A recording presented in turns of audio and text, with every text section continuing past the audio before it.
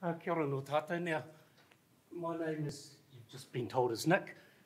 I'm originally from Taranaki. What we're going to do for the next 20 minutes is change the pace a little bit. And I know most of you are researchers, and most of you, if not all of you, want to work with Māori, right? And Māori want to work with you. But the task is that you need to understand where we're coming from as Māori, rather than research constantly knocking on the door and say, we want you to sign off our activity because you're Māori, which is totally the wrong thing to do. So the conversation is around what are Māori looking for from the research sector, and in particular from bioprotection focused research. Yeah? So we'll move away slightly from policy, because policy is what it is, but we'll have a conversation from the ground level. So what are our communities looking for, what are they striving for from the research industry? So as I say, I'm originally from Taranaki, and I'm an ethnobotanist, well, I'm actually a soil scientist by training, and an ethnobotanist by practice, and most of our work is both Māori and Pacifica, so a lot of the conversation really fits with both communities of interest. So let's have a bit of a talk. Which way do we? Oh, damn that. You see, technology is faster than we are.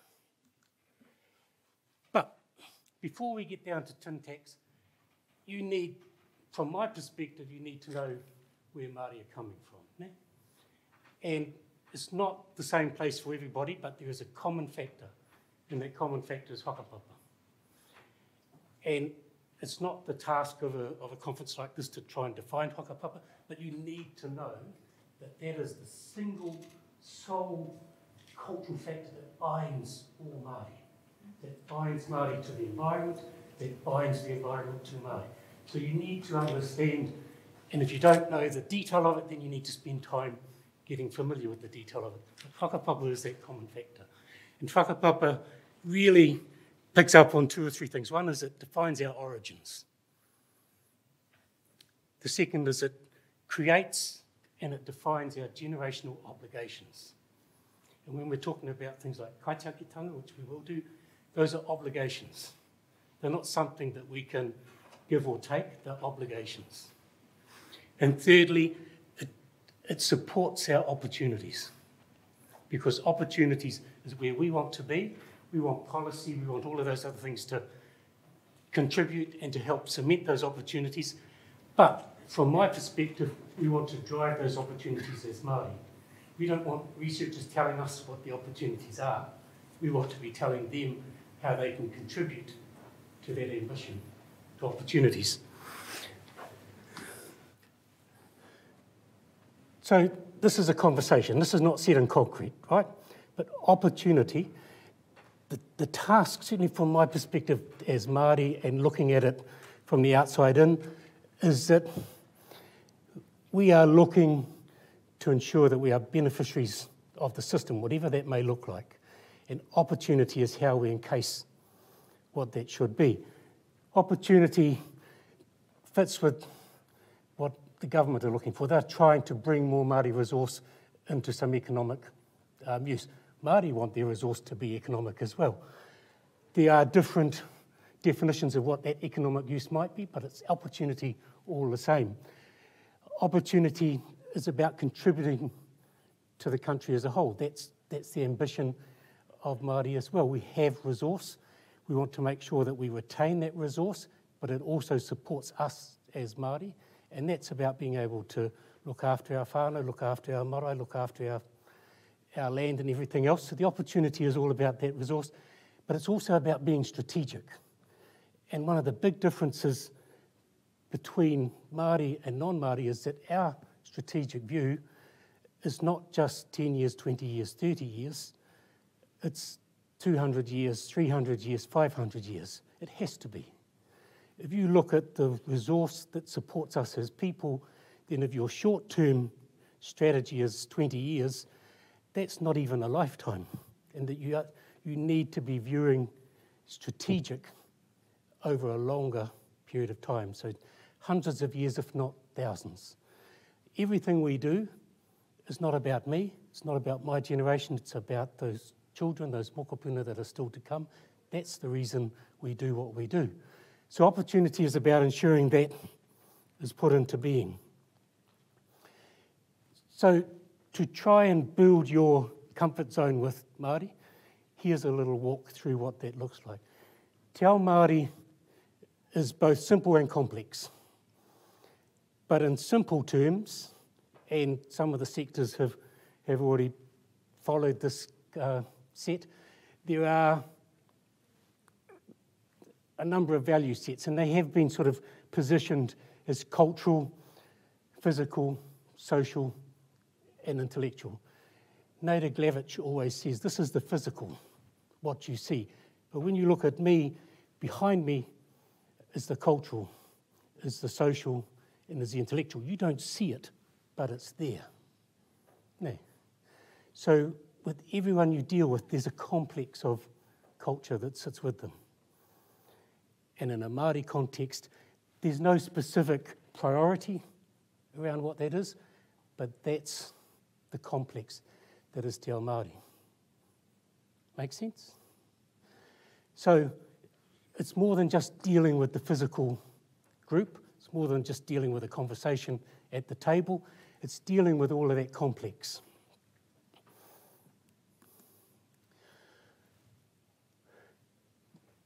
Again, this is still in simple terms. Cultural sustainability is really about ensuring that our whakapapa is both secure, valued, and is there for the future. So that's identity. It's all of these things. It's the intergenerational respect, reciprocity. Everything that comes your way has a payback in some form. So there's always the reciprocity. It's about recognising and undertaking your responsibilities. You have responsibilities that are inherent, that are your birthright.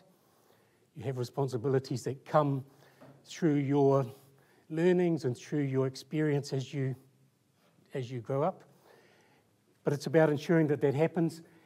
It's about ensuring that you are familiar with the contemporary space and how you contribute to that contemporary space. The physical, probably the most obvious of the sustainability. From a Māori perspective, it's everything that's around you that contributes to your physical space. And that contributes ultimately to your well-being, which then contributes to the whakapapa of all those people around you. So it's all connected and it's all relative.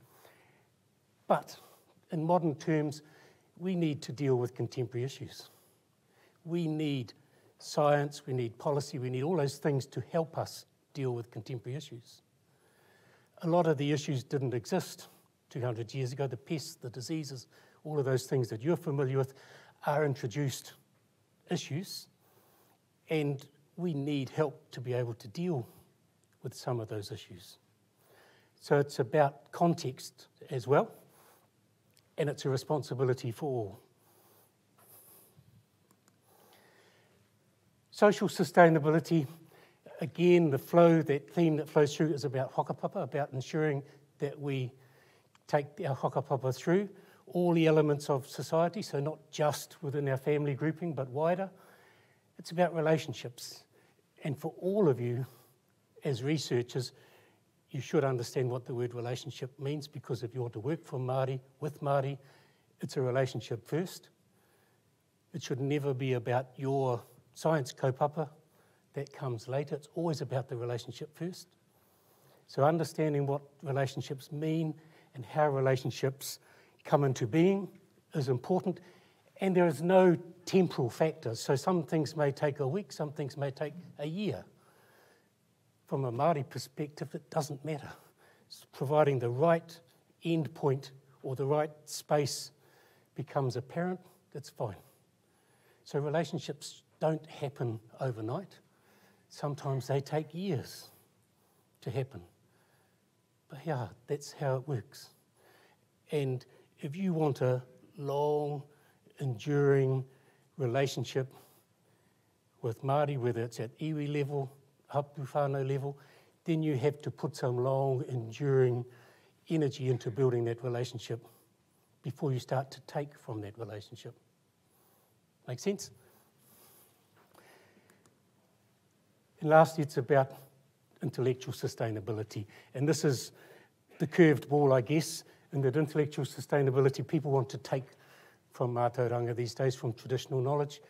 And in some ways, we as Māori are still trying to reinforce what it is we know around mātauranga. We're still trying to regather, if you like, some of that knowledge because it has been affected for a number of reasons, not least urbanisation and those sorts of things.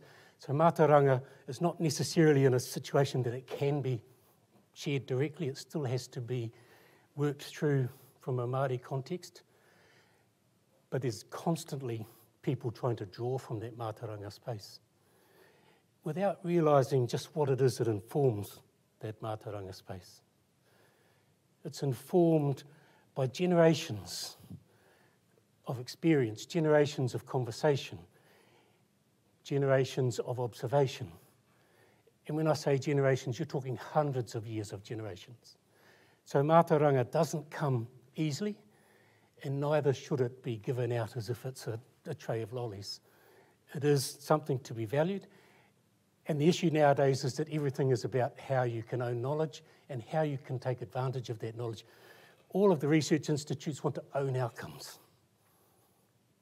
From a Māori perspective, that's not what it's about. If it's a joint process of developing those outcomes, then it's a joint process of how those outcomes move to the next phase.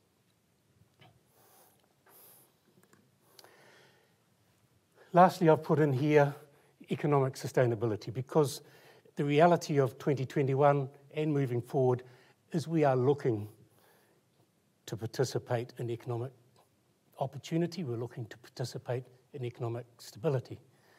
So as Māori, what can we do to build that space? And you're familiar with the Manu Kahani and some of those, the Meroberry, some of those really good initiatives that are starting to flow through.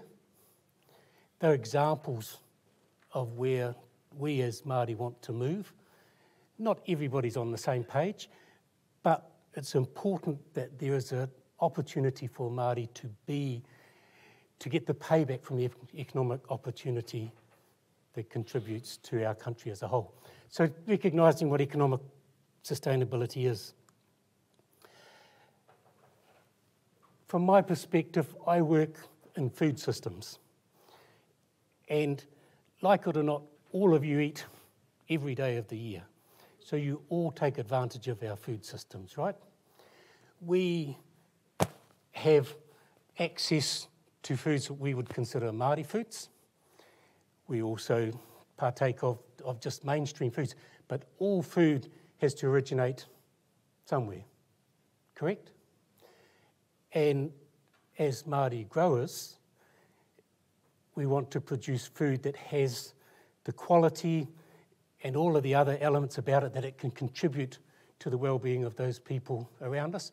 And if there's excess, then it goes into the market and might even go into export. But food systems are important to us. And as bioprotection experts, one of the things we're looking for is how you help us do better dealing with the new pests and diseases which weren't there in the old days. How do we participate as Māori, producing healthy foods, producing healthy produce, using inputs which have been validated potentially through both mātauranga and science, but are acceptable to our people. They're the landowners, they're the people that will work that whenua, they're the people that will invest in that whenua. So a research institution, for example, Bioprotection, we're looking for how that institute can contribute to our opportunity. It's not about that institute saying, come on Māori, we want you to tick the box because we have some work going on. It's actually about Māori saying, this is where our opportunity lies, what can you do to contribute to our opportunity? Understood that we're turning the coin, if you like, because we can, and because we should, and because that's what opportunity is about, is taking some role of control. So we grow all of these different foods.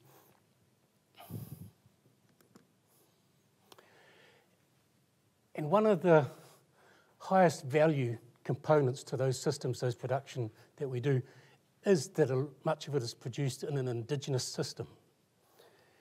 And Indigenous systems are highly marketable in that being produced in a way that is considered culturally safe and Indigenous adds value.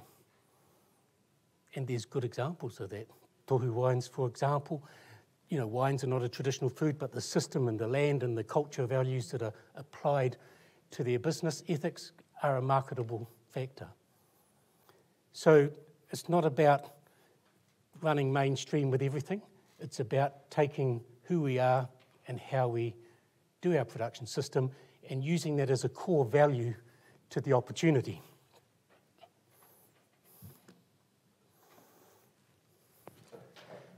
Food systems are not always cultivated.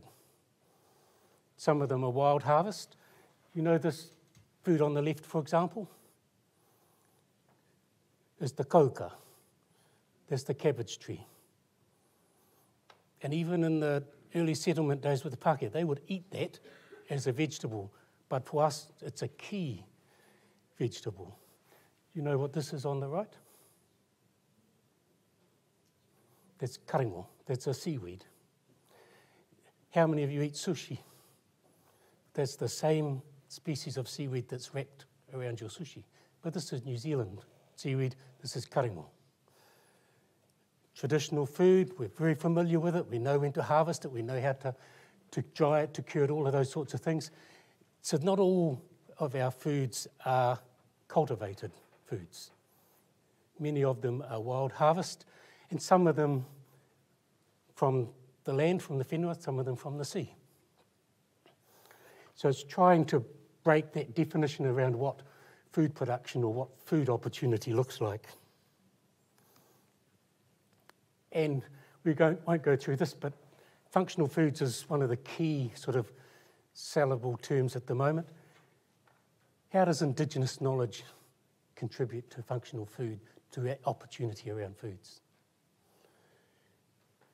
We know, for example, if you go back to what you've just seen, the kauka, the tea tree, that it won't be long and there'll be some Pākehā researchers that want to take advantage of that food type because they know it's edible, because they know it has a history of being used on the table.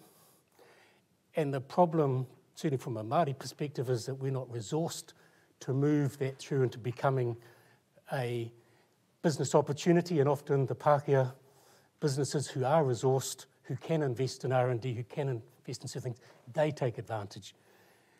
The Māori potato. There's no shortage of us who grow it in small blocks, marae, home, school. One or two big Pākehā growers can usurp that from a market point of view, and you've lost the opportunity as Māori.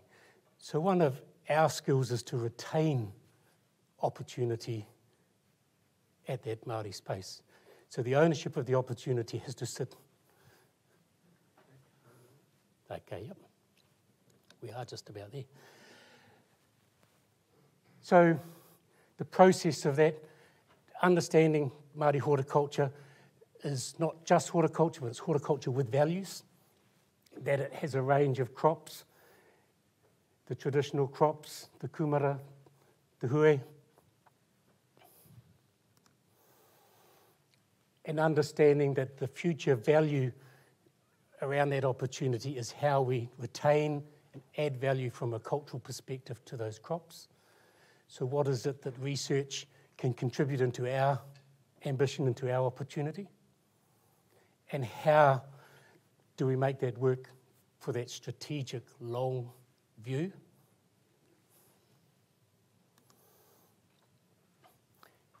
The last couple of slides to remind you that we are kaitiaki. You've all heard the word, and I know you have because it's bounced around everywhere these days, but to remind you that we are kaitiaki. That it sits with us, it's an inherited responsibility. There is no one system about how it's applied. It's very unique to both place, to the time, to the issue, but to recognise that that responsibility continues. And I'm going to give you the tenets of Kaichakitanga from the late Māori Queen, Te Atai Rangita. The first, to take only what you need. The second, to share the rest. To respect the limits and protect the basis of the wealth, so that the origin of your resource. And lastly, to pass on to future generations at least as good as you received. It's that simple. So the task for you, and we're not going to answer it here, but the task is to challenge yourself.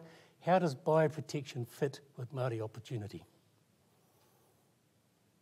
And consider it from our space, the Māori opportunity space. No? Consider what we as Māori are looking for from the science community. How can you contribute? Part of it is about building the capacity of our people. It's not just the science, it's the experience of becoming a scientist. Having people on the inside looking out is quite valuable for the future. Having people that understand what science opportunity is alongside cultural opportunity. So there is no one hat to fit the whole space, but that's the challenge for you. So that's me for the day. Mihi atu, kia koutou, and enjoy the rest of the hui. Bye.